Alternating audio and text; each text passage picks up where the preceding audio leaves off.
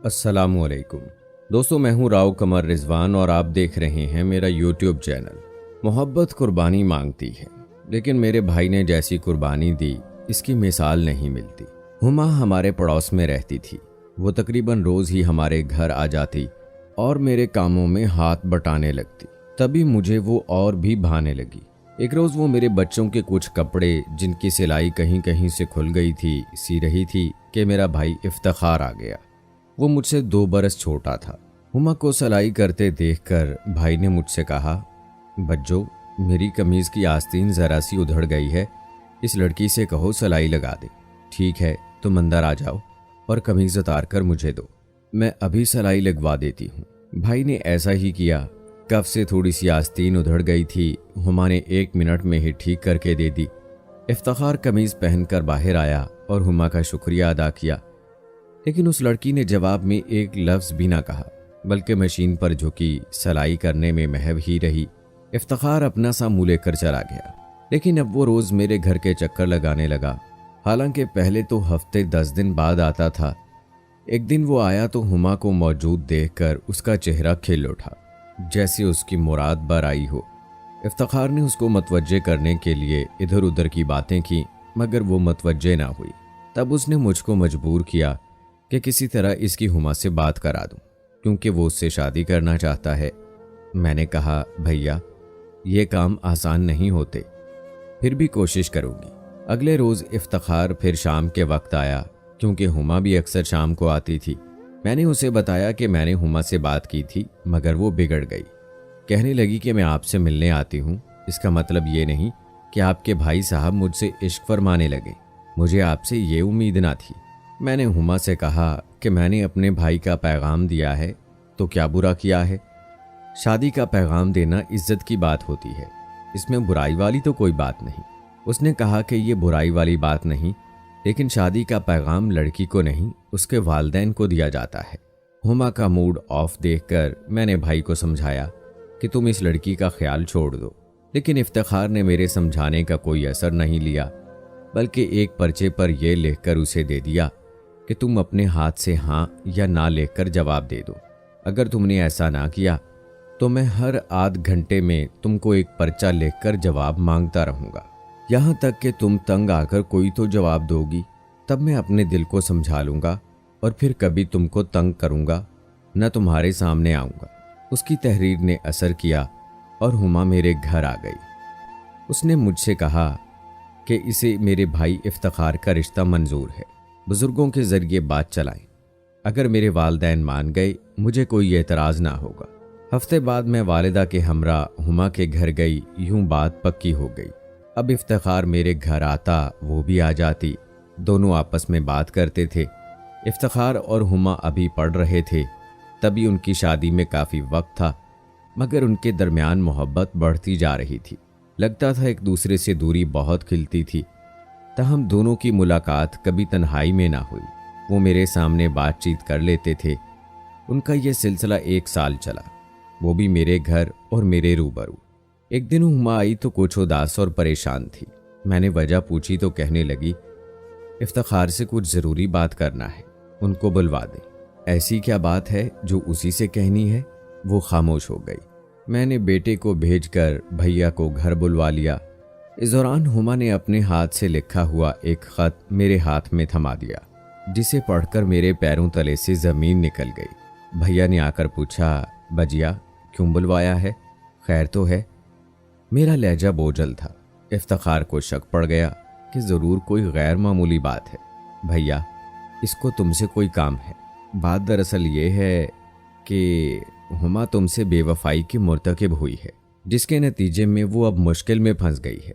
ये सुनकर भाई के चेहरे पर मर्दनी छा गई। मैंने जब भाई को हुमा का असल मसला बताया तो उसके कान से लग उठे। उसके तन बदन में आग लग गई। हुमा से तो बिल्कुल भी ऐसी उम्मीद न थी। सख्त सर्दी में भी यूं लगा जैसे मेरे भाई पर हजारों सूरज गिर पड़े हों। उसका वजूद एक दहकती हुई भट्टी बन गया था। मैंने अपने भाई की हालत गैर देखी तो घबरा गई। दौड़कर पानी लाई और उसको पिलाया, लेकिन हलक से तो एक घूंट पानी नहीं उतर रहा था। वो इतनी घुटन महसूस कर रहा था जैसे उसके सांस की नाली बंद होती जा रही हो। मैंने कहा, वो अपने किए पर बहुत ही शर्मसार है और तुमसे मदद चाह रही है, वरना जीते जी मर जाएगी। तो मर जाने दो, मैं उसकी क्या मदद कर सकता हूँ? क्या छोड़ा है उसने मेरे पास? बहुत नाज था मुझे उसकी मोहब्बत पर, फ़ख्र किया करता था उसकी वफा और पाकीज़गी पर। अपने आप से बढ़कर मैंने उसको चाहा, अपनी शरीके हयात समझकर इतनी इज्जत से बात करता था कि कभी उसके आंचल को अपनी उंगली से छुआ तक नहीं, और यही नाम दिया उसने मुझे। हुमा भाई को गुस्से में देखकर चली गई, लेकिन इफ्तिखार को ऐसा महसूस होता था कि उसके पांव पत्थर के हो गए हैं और अब वो एक कदम भी चल नहीं पाएगा। जाते जाते मैंने हुमा का ख़त इफ्तिखार की जेब में डाल दिया। वो मिन्नतें करके गई थी कि मैं ये ख़त किसी तरह इफ्तिखार को पहुंचा दूं।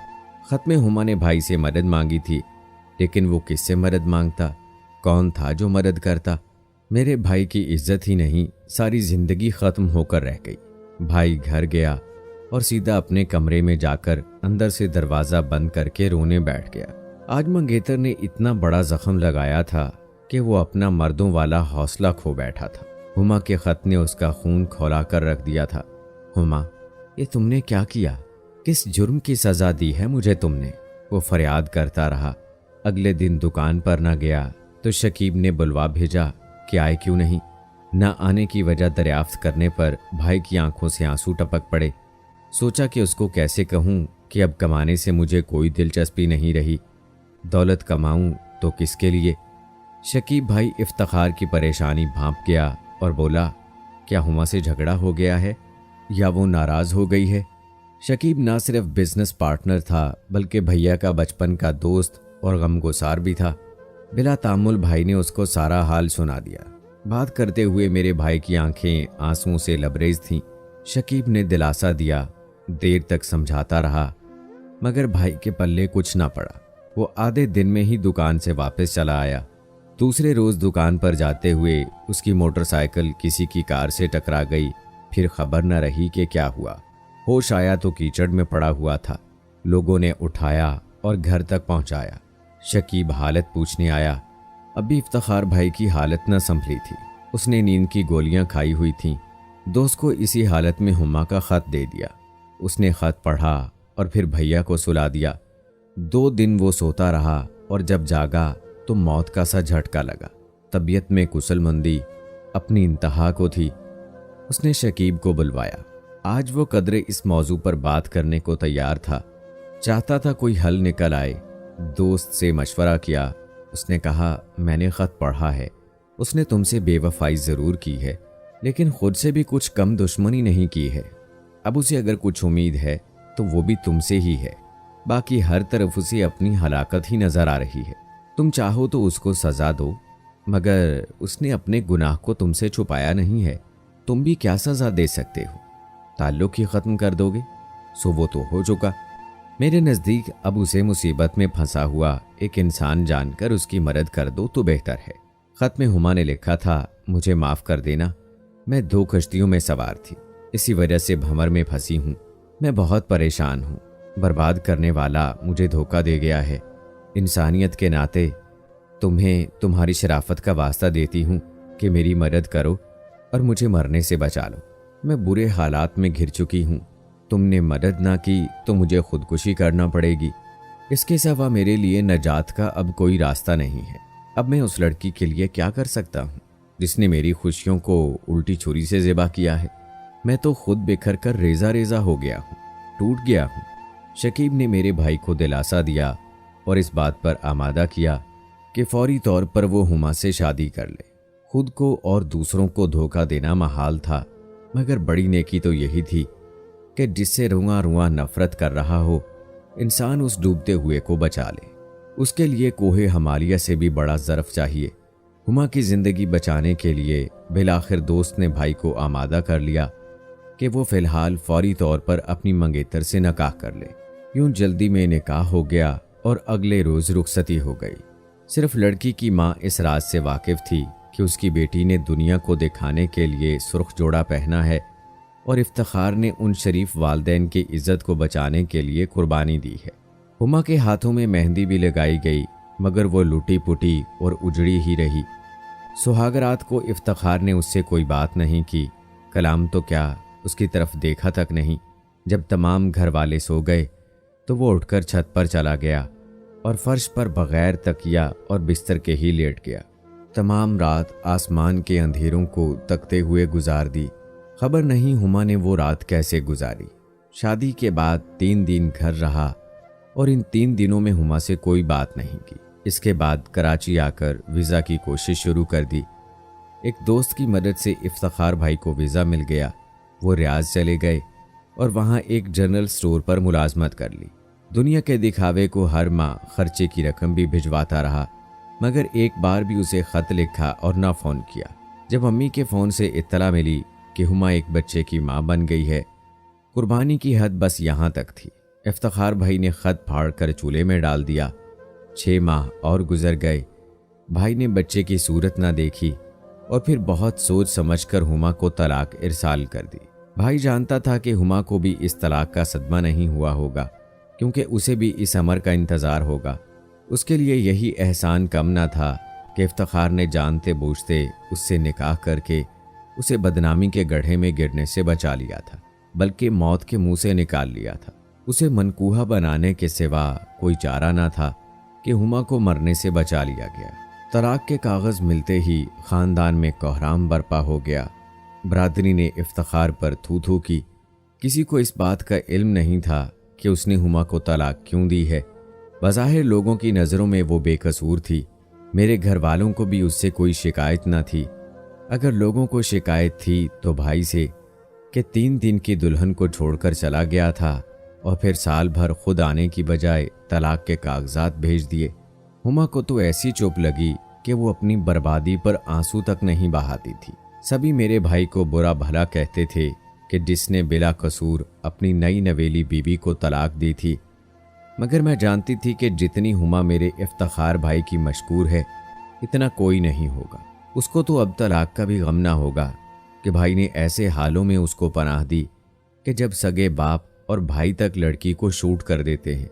आज कोई कुछ कहे, मगर मैं अपने भाई को मुजरिम नहीं समझती, क्योंकि वो किसी हाल उसके साथ एक झूठी और बेहरूह जिंदगी नहीं गुजार सकता था।